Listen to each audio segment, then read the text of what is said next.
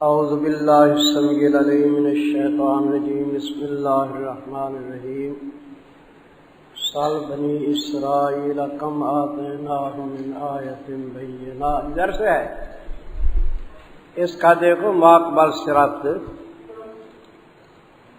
فَإِن زَلَلْتُم مِّن بَعْدِ مَا جَاءَتْكُمُ الْبَيِّنَاتُ، ہی بینات کی بات کہ دلائل آنے کے بعد پھسل رہے ہو، تب یہ نمونہ بیان کیا گیا کہ دلائل آنے کے بعد یہ بنی اسرائیل بھی پھسلتے تھے یا نہیں پھسلتے تھے.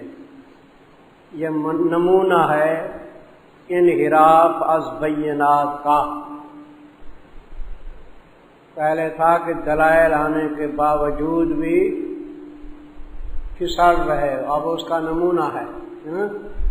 بنی اسرائیل بطور نمونے کے پیش کیے گئے کہ دیکھو وہ بھی دلائل آنے کے باوجود پھر گئے تھے حق سے. اور یہ زجر بھی ہے بنی اسرائیل کو، وہ ربط کا مضمون اس کا زجر ہے. یہ سال ہے نا سوال، یہ سوال برائے تحقیق ہے یا سوال برائے زجر ہے. ایک طالب علم ہے وہ غلطیاں کرتا ہے، سمجھے،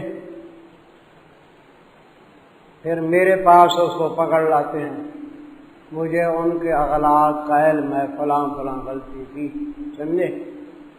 ایک دوسرے طالب علم کہتے ہیں اس سے پوچھو کیا کیا، یہ برائے تحقیق ہے یا برائے زجر ہے؟ ہاں، وہ آدھے برائے تحقیق ہے، علم تو ہے مجھ کو، یہ برائے زجر ہے، پوچھو تو صحیح ایسے کیا ایسے، سمجھے. اسی طرح ایک آدمی مخالفت کرتا ہے تو میں اس کو کہتا ہوں دوسرے کو، اس سے پوچھو کہ کیا کیا میں نے اس پہ احسانات کیے تھے. پوچھو تو نہیں کیا کیا احسانات میں نے اس پہ کیے. اتنے احسانات کے باوجود بھی نافرمان بن گیا. تو احسانات میں نے کیے تھے، مجھے علم ہے، لیکن یہ میں کہہ رہا ہوں اس سے پوچھو تو صحیح. یہ سوال برائے زجر و توبیخ ہے، یہی ہے. سال لکھو سوال برائے زجر و توبیخ. سوال کر بنی اسرائیل سے کہ کتنی دی ہم نے ان کو آیات بینہ، بہت سی آیات بینہ دی. اور اس کے اندر میدان تیہ کے اندر بادلوں کا سایہ کر دیا، من و سلوہ کھلایا، پانی جاری ہوا. ہوئے چیزیں یا نہ ہوئی؟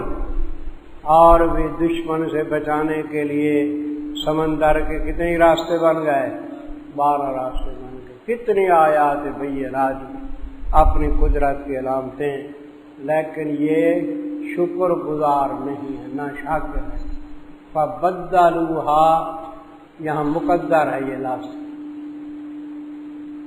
من آیات بینہ کے بعد لفظ مقدر کون سا ہے؟ فبدلوها. انہوں نے ہمارے ان انعامات کا شکریہ ادا نہیں کیا بلکہ کفر کے اندر تبدیل کر دیا. تو بدلوها نکالیں گے تو آگے وَمَن يُبَدِّلْ نِعْمَتَ اللَّهِ مناسب ہوگا. اور وہ شخص کے تبدیل کرتا ہے اللہ کی نعمت کو، کیا معنی؟ شکر نہیں کرتا، کیا کرتا ہے؟ کفر کرتا ہے. بعد اس کے کہ آئی اس کے پاس تو جان لے کہ اللہ سخت عذاب دینے والے ہیں. آگے فرمایا کہ یہ لوگ باوجود اللہ کے انعامات کے خدا کا شکر نہیں کرتے، کفر کر رہے ہیں. تو آخر ان کی محرومی کا سبب کیا ہے؟ کیا اسباب ہیں ان کی محرومی کے؟ فرمایا سب سے بڑا سبب ہے حب دنیا. کیا؟ دنیا کی محبت. دنیا کی محبت نے ان کو خراب کر دیا. کیا بلا ہے؟ دنیا کی محبت نے ان کو خراب کر دیا ہے. حب الدنیا راس و کل خطیہ. دنیا کی محبت ہر گناہ کا کیا ہے؟ جڑ ہے. ہر گناہ حب دنیا سے پیدا. تو دنیا کی محبت میں وہ بھتیجے نے نہیں چچا کو قتل کر دیا. کہاں قتل کیا؟ وہ گائے کے معاملے پڑا نہیں، حب دنیا نہیں. تو محبت کی دنیا کے اندر بھتیجا چاچے کو قتل کر دیتا ہے۔ ایک علاقے کی بات ہے، تھا بھی وہ تقریباً پیر صاحب تھا اور دنیا دار تھا، اس کے بیٹے نے انتظار کیا، یار میرا باپ مر نہیں رہا، سمجھے، تو کسی بہانے بیٹے نے کس کو مار دیا؟ باپ کو مار دیا۔ تو مر کیوں نہیں رہا؟ میں مالک ہو جاؤں، اس دنیا کا سانپ بنا بیٹھا ہے۔ اے حب دنیا راس کل خطیہ، یعنی یہ قتل و قتال اسی وجہ سے ہو رہے ہیں۔ تو اسباب حرمان لکھو، زین للذین کفروا، اسباب حرمان، محرومی کے اسباب مزین کی گئی ہے کافروں کے لیے دنیاوی زندگی۔ وَيَسْخَرُونَ مِنَ الَّذِينَ آمَنُوا ثمرہ حب دنیا،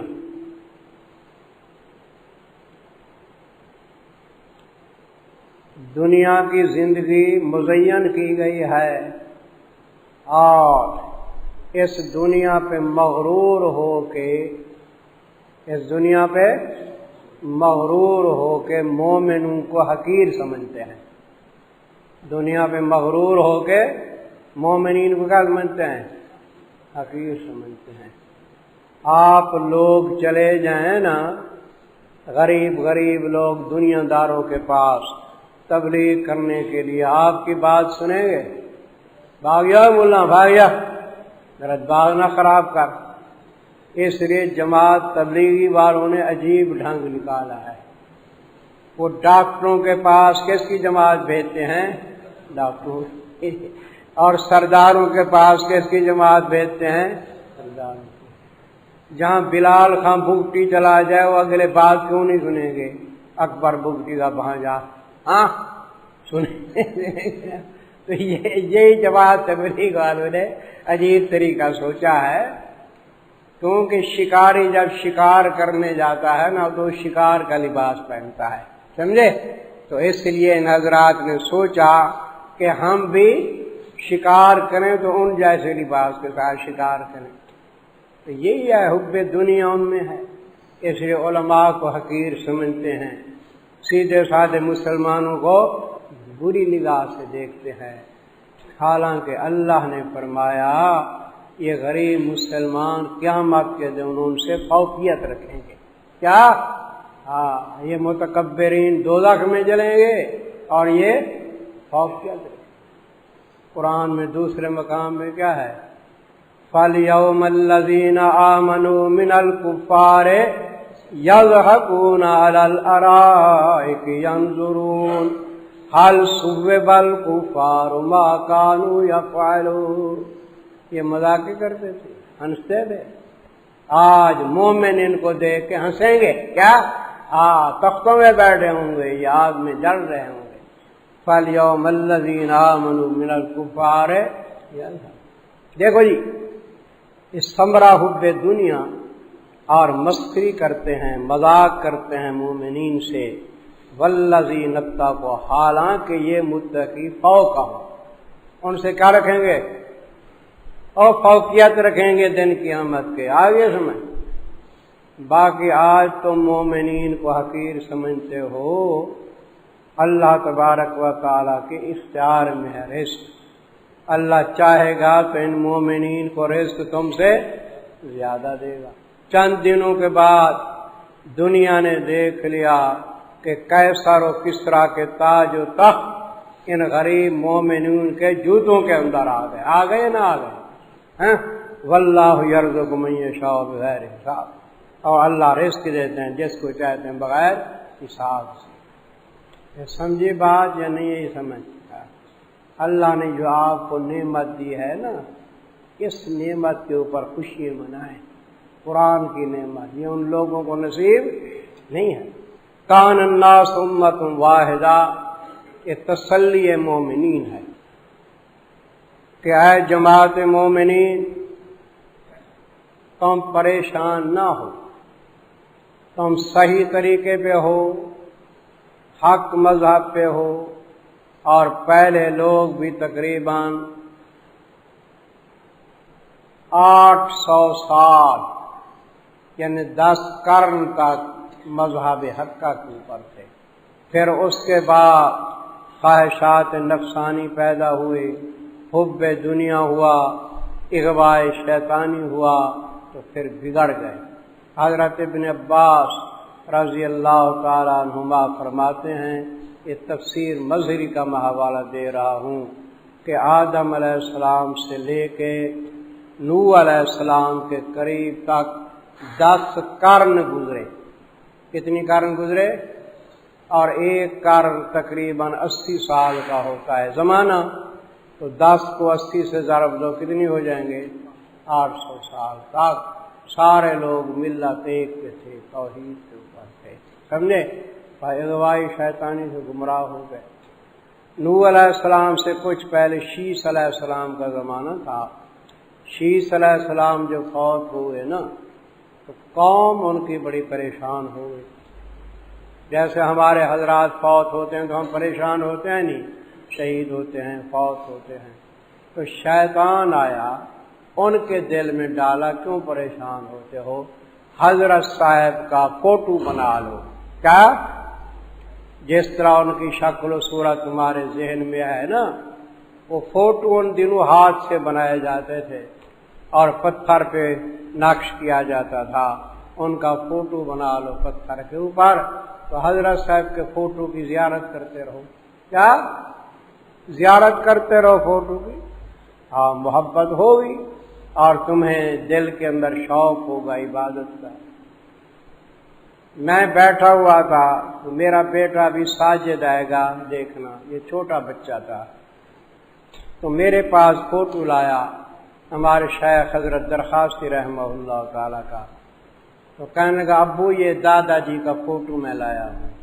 میں نے ہاتھ میں لیا، میں نے کہا واہ بھائی واہ، تو دادا جی کا فوٹو لایا. تیرا دادا تو بڑا سخت مخالف تھا فوٹو کا، وہ ڈنڈے مارتا تھا. حضرت رہائی ڈنڈے مارتے ہیں تو فوٹو کھینچنے کے لیے گیا تھا، کسی حرکت پوشیدہ تھی.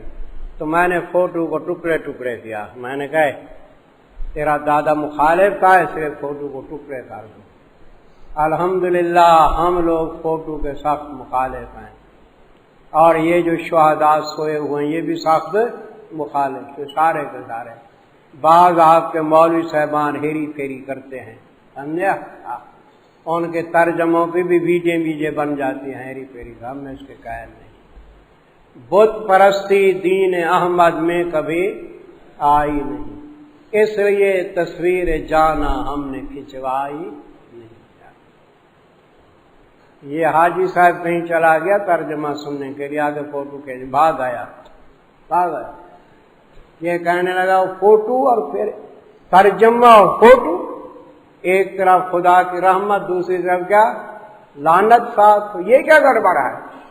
دودھ کے ساتھ پیشاب ملاؤ گے، ٹھیک ہے، اللہ کی رحمت نہیں ہوتی. بالکل سوچ لو، یہ خود بھی انسان عقل سے سوچے نا، اللہ کی رحمت نہیں ہوتی. خیال کر رکھے. اے شیطان نے کہا جی فوٹو بنا لو، عبادت کرتے رہو اللہ کی اور فوٹو کو دیکھتے رہو. اس کی عبادت نہ کرنا، اس سے عبادت میں شوق پیدا ہوگا. کہ بزرگ کا فوٹو ہے تو صرف فوٹو تھا اس وقت، وہ قرن گزرا، وہ زمانہ گزرا، تو دوسرے زمانے کے لوگوں کو شیطان نے کہا وہ تمہارے باپ دادا تو اس کی پوجا کرتے تھے. حالانکہ پہلو کو کیا کہا؟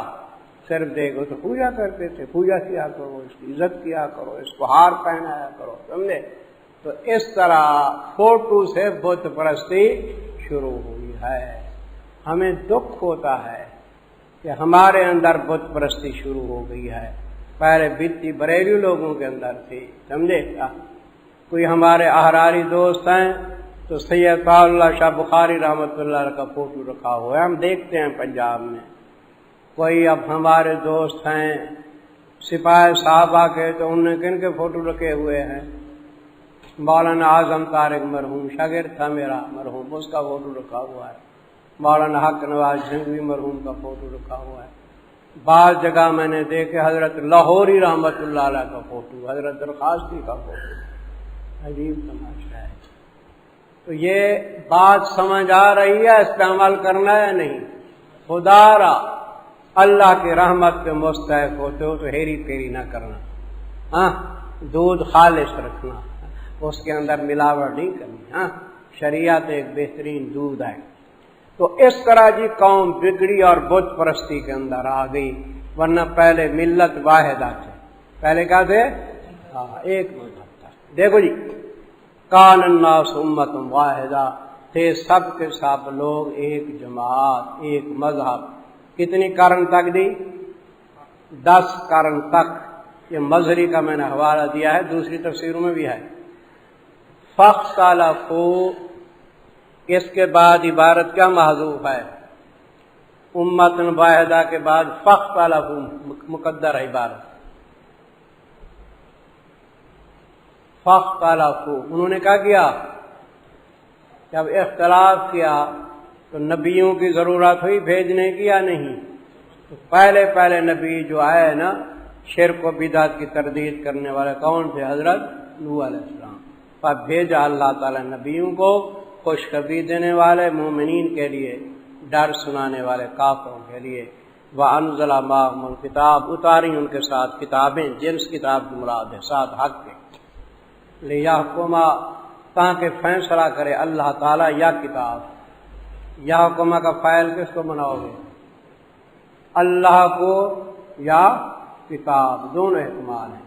تاکہ فیصلہ کرے اللہ درمیان لوگوں کے، فی مختلفوا فی، ان امور کے اندر جن کے اندر وہ اختلاف کرتے تھے۔ جن امور میں اختلاف تھا نا، اللہ نے فیصلہ کر دیا کہ یہ امر حق ہے، یہ کیا ہے؟ باطل ہے۔ حق پہ چلو، باطل سے بھاگو، ان امور کے اندر جن میں اختلاف کیا۔ باقی رہا یہ اختلاف کیا کس نے؟ یہ عام لوگ مسائل کو بگاڑتے ہیں یا ملا لوگ بگاڑتے ہیں؟ عام لوگوں کو کیا پتا؟ اب میں 3 عنوان آپ کے سامنے بیان کرتا ہوں کہ اختلاف کس نے ڈالا۔ آپ جواب دیں، مولویوں اور پیروں نے ڈالا۔ ایک عنوان، اختلاف کس نے ڈالا؟ مولویوں اور پیروں نے ڈالا، جن کے پاس کتاب کا علم تھا۔ کب ڈالا؟ علم آنے کے بعد۔ کب ڈالا؟ باوجود ایک علم بھی تھا، جہالت نہیں۔ کیوں ڈالا؟ بغیم بینہم، آپس میں ضد و حسد کی بنا پہ ڈالا۔ تو کتنی عنوان ہوئے؟ اختلاف کس نے ڈالا؟ مولویوں نے۔ کب ڈالا؟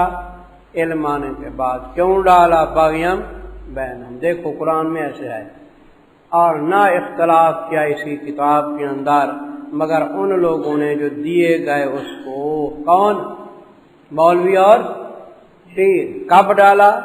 من بعد ما جاءتهم البینات، علم آنے کے بعد، بعد اس کے کہ آئے ان کے پاس دلائل واضح۔ کیوں ڈالا؟ بغیم بینہم، آپس میں ضد و حسد سے۔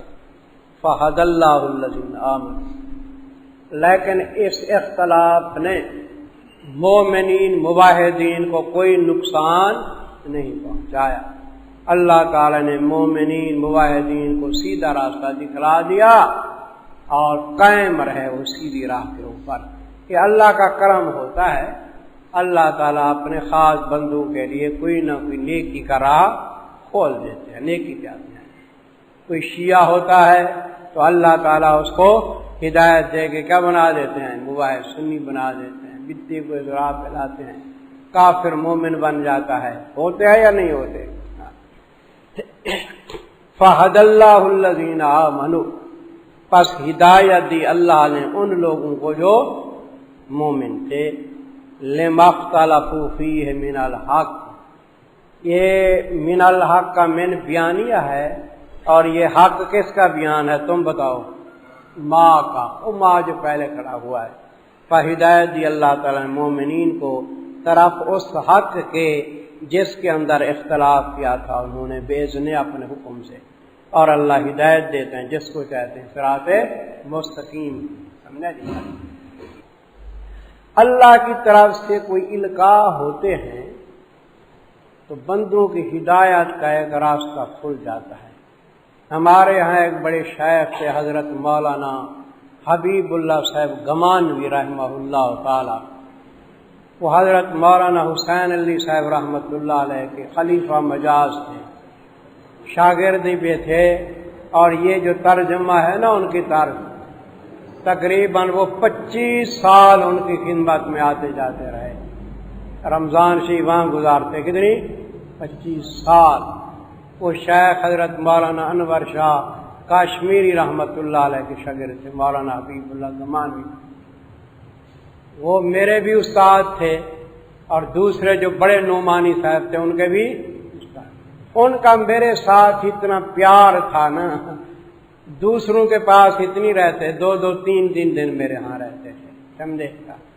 بعد میں نے سوچا کہ ان لوگوں کو اللہ کی طرف سے حکم ہوتا ہے، القاء ہوتا ہے کہ فلاں آدمی بیکار ہے، ہماری زبان میں کہتے ہیں چندرا ہے، بیکار، اس کی اصلاح کیا کرو. وہ چندرے کی اصلاح کے لیے آ جاتے. اب تو ہم روتے ہیں کہ وہ اللہ والے چلے گئے، ہماری اصلاح کرنے والے. کاش کہ آج بھی ہماری اصلاح کرنے والا بھی ہوتا، ہماری پٹائی کرتا، ہمیں تنبیہ کرتا، ہمیں زجر کرتا. کہاں ہے محرم راز ہمارے دل پہ وحشت طاری ہے، کہاں ہے سورج چاند ستارے دل پہ وحشت طاری ہے. ہمارے محرم راز چلے گئے، نہیں نظر آتے. کل آئے تھے حضرت مولانا عبد المجید صاحب جو ہمارے محبوب ہیں، بتایا تھا نا کل ہم ملے ایک دوسرے. کل نہیں بتایا تھا؟ وہ بتایا تھا کہ ہماری دوستی ہے پاس میں. کل تمہیں ادھر بتایا، تم کو بتایا 4 بجے ملنے آ گئے میرے کمرے میں. اتنی کشش ہے، یہ عشق کی کشش ہوتی ہے. اور ایک اور کشش دیکھو عشق کی. ابھی میں سویا ہوا تھا صبح کی نماز کے بعد کہ حضرت مولانا سید احمد صاحب جلال پوری آ گئے کہ شہید. تو ہم ایک دوسرے کو ملے اور ملنے کے بعد اتنے ہنسے کہ ضرورت سے بھی زائد. بڑا تعجب ہوا. بہشت میں ہے نا، بہت ہنسے جی، ہنسی لیکن بہت زیادہ ہنسی. مولانا سید جلال ابھی تھوڑی دیر پہلے ہم حسبتم ان تدخلوا الجنہ، تنبیہ مومنین ہے. کیا ہے جی؟ ترغیب جہاد. تنبیہ مومنین اور ترغیب جہاد. مومنین کو تنبیہ کی گئی، ارے میاں تم اس دنیا میں حلوہ کھانے کے لیے پیدا نہیں ہوئے، سمجھے؟ یہ دنیا دار الابتلاء ہے. ایمان لائے ہو تو کچھ صعوبتیں بھی آئیں گی، اس راہ کے اندر تکلیفیں بھی آئیں گی. یہ حلوے کھانے کی راہ نہیں، یہ عشق کی راہ ہے. ہاں، یہ کس کی راہ ہے؟ مولانا فرماتے ہیں جذبہ ناکامی دری راہ کام نیست، راہ عشق سی رہے حمام نیست. تم نے اس کو رہے حمام سمجھا ہوا ہے کہ غسل خانے جاؤ، صابن لگاؤ، تیل لگاؤ، خوشبو لگاؤ، بالوں شالوں کو سنوارو، اور ایک محبوبہ کی شکل میں بن کے باہر آ جاؤ. تو ہم نے یہی کو سمجھا ہوا ہے. یہ رہے حمام نہیں ہے، یہ رہے عشق ہے. رہے عشق میں خون آلودہ ہونا پڑتا ہے، تکلیفیں اٹھانی پڑتی ہیں. راہ عشق سی رہے حمام نے. یہی فرمایا کہ تم نے یہی گمان کر لیا ہے کہ ہم تعیش کی زندگی گزاریں گے. دیکھو کیا گمان کیا تم نے یہ کہ داخل ہو جاؤ بہشت کے اندر ایسے. ولما یاتکم، اور ابھی تک نہیں آئی تمہارے پاس حالت ان لوگوں کی جو گزرے تم سے پہلے. مستہم الباسا، پہنچی تھی ان کو سختیاں. حدیث پاک میں آتا ہے کہ بعض مومنین کو آہنی کنگھیوں کے ساتھ عذاب دیا جاتا، مومنین کو باندھ دیا جاتا، اور فولاد اور لوہے کی کیا ہوتی ہیں کنگھیں، جانتے ہو کنگھے، اس کے ساتھ ان کا ایک گوشت اتارا جاتا. اتنی تکلیف دی پہنچی ان کو سختی اور تکلیف. یا باسا کا معنی تنگ دستی کو، اور ذرا کا معنی تکلیف. वज़ुलज़िलू, और झड़ झड़ाए गए। कितनी तकलीफें आई, मेरी तरफ देखो, सख्त तकलीफ में कप कभी तारी होती है नहीं, ये ऐसे ऐसे कप कपी तारी होती है। तो फरमाया झड़ झड़ाए गए, क्या कप कपी तारी हुई उनपे। हत्ता यकूल और रसूल, यकूला के नीचे लिखो बमाने माजी, ये मुजारे बमाने माजी है।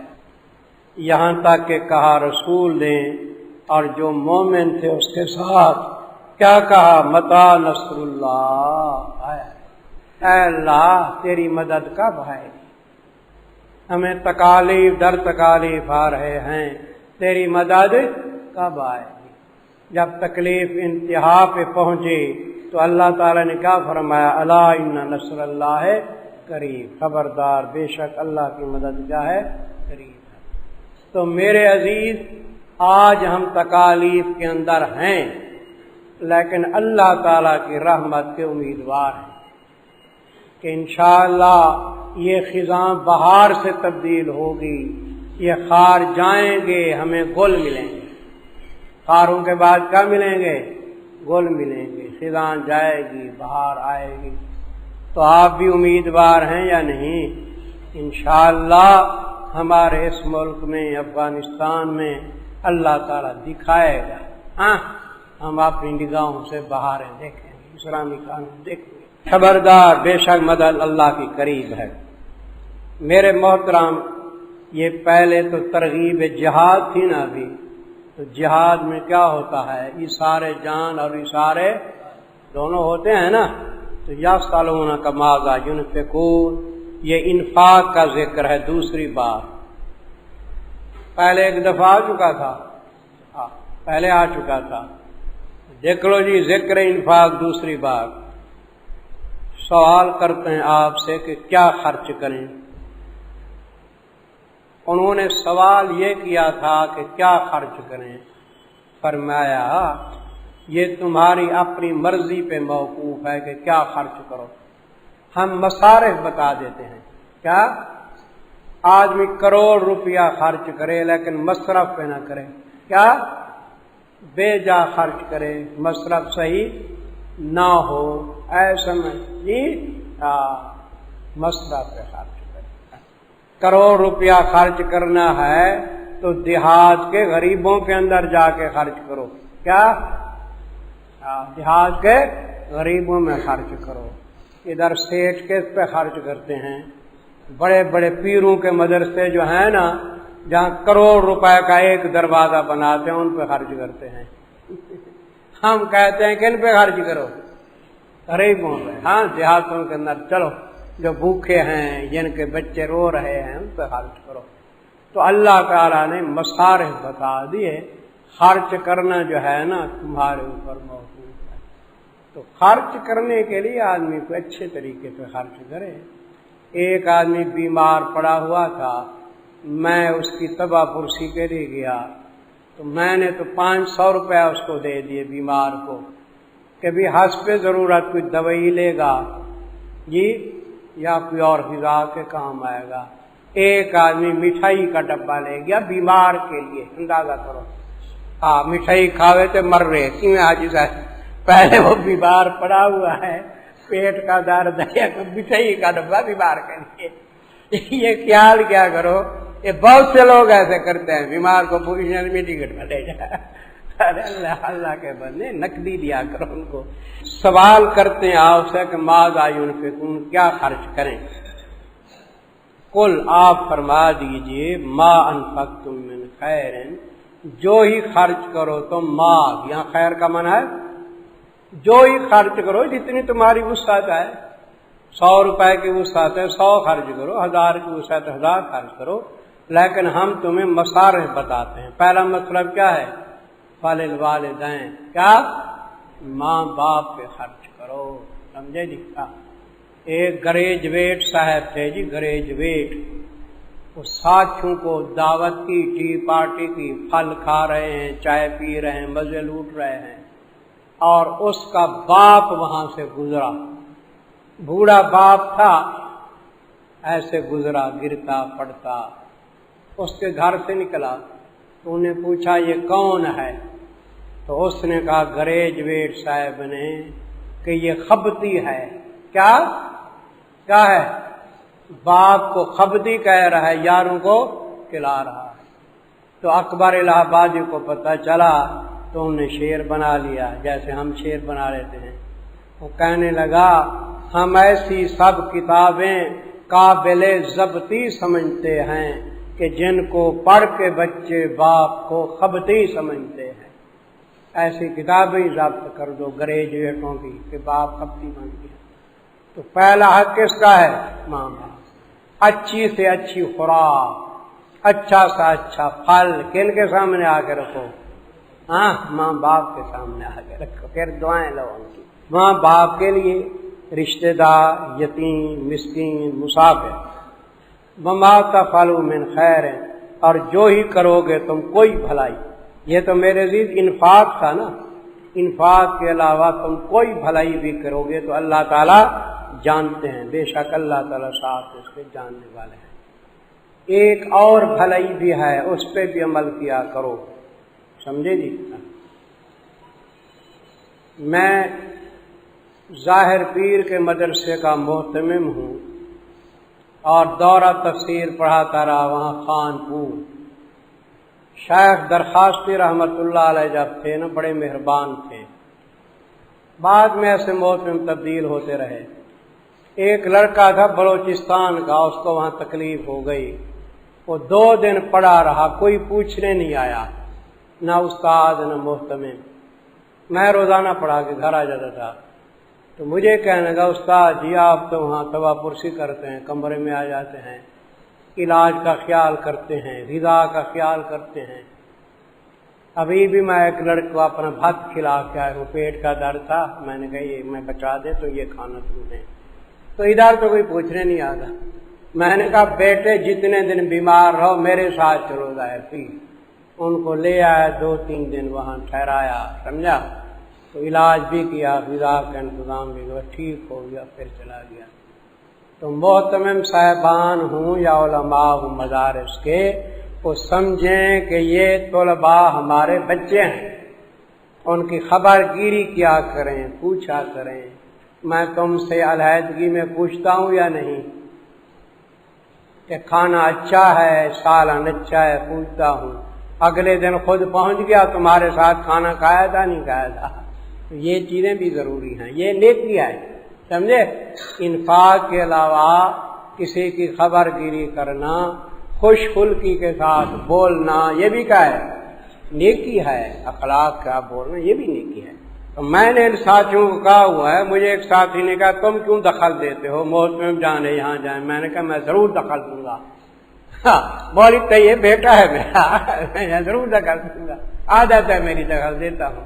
تو کیا پتا ہمیں کہ طلباء کیا کھا رہے ہیں یا کیا کچھ ہے، کیسی ان کی زندگی گزر رہی ہے، ضروری ہوتی ہے یہ چیز۔ تو وما تفعلوا، جو کچھ کرو گے تم خیر سے، انفاق کے علاوہ دوسری نیکی، تو اللہ جانتے ہیں۔ کتب علیکم القتال، وہی ہے جی، یہ سارے مال آ گیا، اب کیا رہا ہے جی؟ سارے جان ہے۔ یہ جہاد کا ذکر کتنی دفعہ ہے جی؟ یہ دوسری دفعہ۔ انفاق کا ذکر بھی دوسری دفعہ تھا، جہاد کا ذکر بھی کیا ہے؟ دوسری دفعہ ہے۔ ذکر جہاد دوسری بار فرمایا تمہارے اوپر قتال فرض کیا گیا ہے۔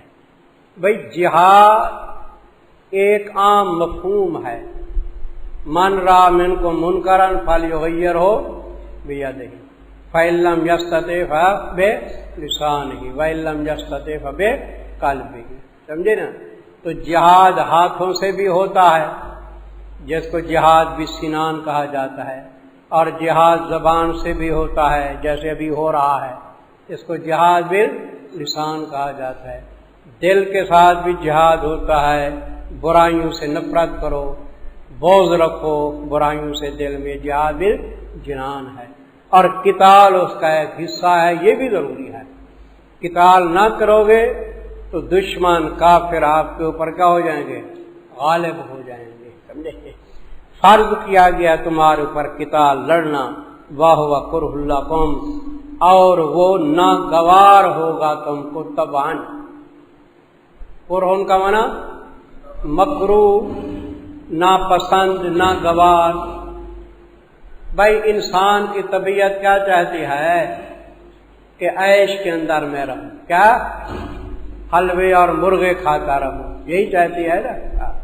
اور قتال جو ہے میدان میں جا کے لڑنا طبی طور پہ کیا ہوتا ہے، ناپسند اور ناگوار ہوتا ہے.